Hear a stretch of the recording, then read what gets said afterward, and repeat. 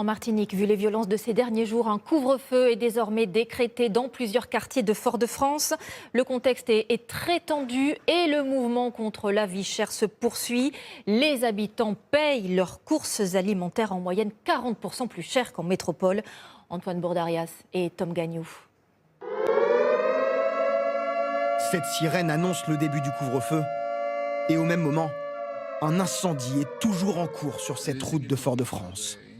Depuis plusieurs nuits maintenant, la Martinique est touchée par des violences urbaines. Des tirs de mortier et des jets de projectiles en direction des forces de l'ordre.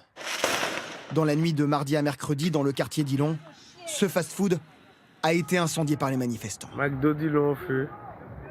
C'est contre la vie chère et contre l'injustice. L'injustice qui se fait dans ce pays. Nos élus ne font rien. Même nos syndicats, ils font rien en Martinique. On fera ce qu'il faut faire. La raison de cette contestation, le prix des denrées alimentaires. Selon l'INSEE, 40% plus cher qu'en métropole.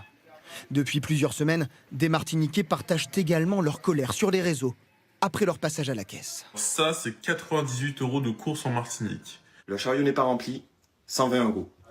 Autre exemple, avec cet internaute.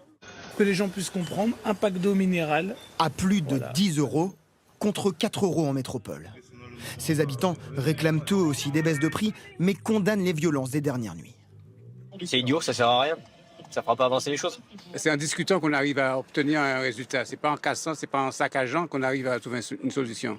Les distributeurs, l'État et les collectivités se sont accordés sur un objectif, baisser les prix de 20% en moyenne sur 2500 produits. Mais selon plusieurs élus locaux, rien ne peut avancer sans la constitution d'un nouveau gouvernement.